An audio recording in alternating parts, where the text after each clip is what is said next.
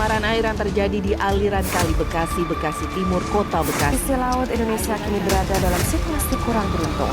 Belasan ton sampah plastik. Tindakan membuang sampah di aliran Sungai Cikarang, Bekasi Laut. Assalamualaikum warahmatullahi wabarakatuh. Sebelumnya kami di sini dari kelompok 8 dengan saya sendiri Abel Alisa Fitri NIM 22231045 dan rekan saya Rifa Nabila dengan NIM 22231143. Di sini kami membuat proyek mengenai media edukasi tentang pencemaran lingkungan. Kami membuat yaitu tentang pencemaran air pada sungai kecil atau perairan kecil di belakang lab kimia dengan mata kuliah praktikum IPA sekolah dengan dosen pengampu Bu Widya Kemalasari MPD. Perairan kecil di belakang lab kimia UNP ini merupakan salah satu contoh nyata dari dampak negatif pencemaran terhadap lingkungan. Yuk kita telusuri lebih lanjut tentang kondisinya.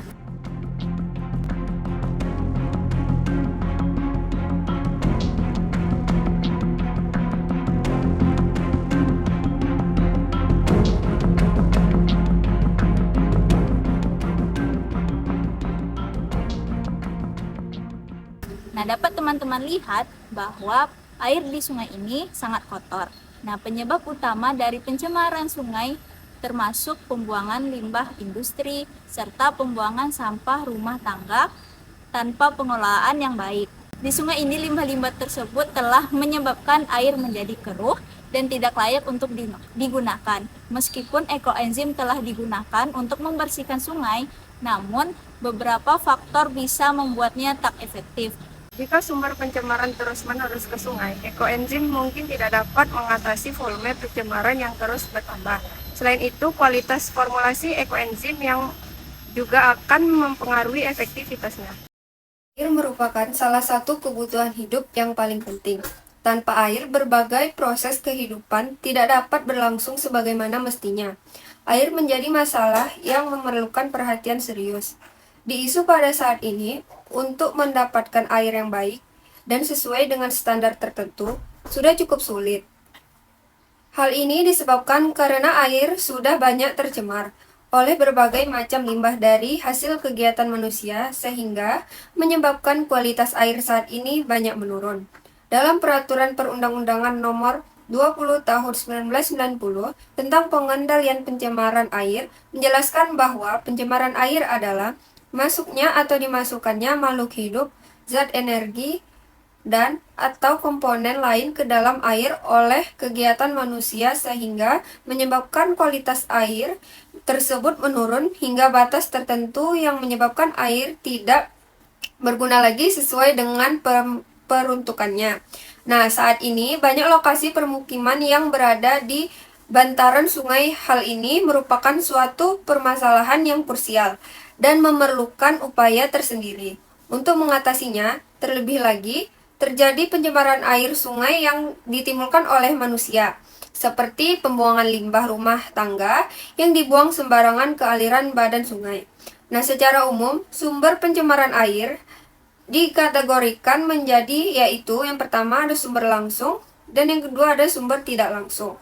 Sumber langsung meliputi efisien yang keluar dari industri, TPA, sampah rumah tangga, dan sebagainya. Sumber tidak langsung adalah kontaminasi yang memasuki badan air dari tanah, air tanah, ataupun atmosfer berupa hujan.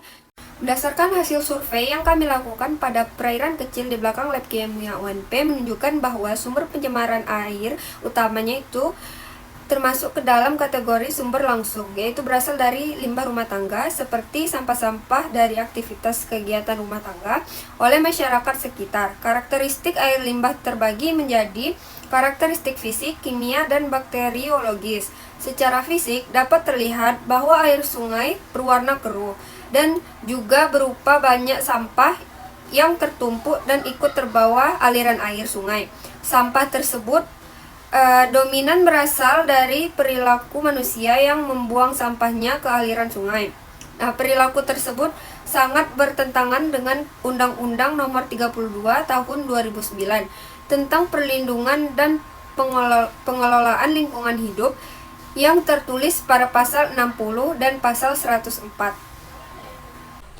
Untuk mengatasi masalah pencemaran air ini, ada langkah-langkah pencegahan yang perlu segera kita ambil.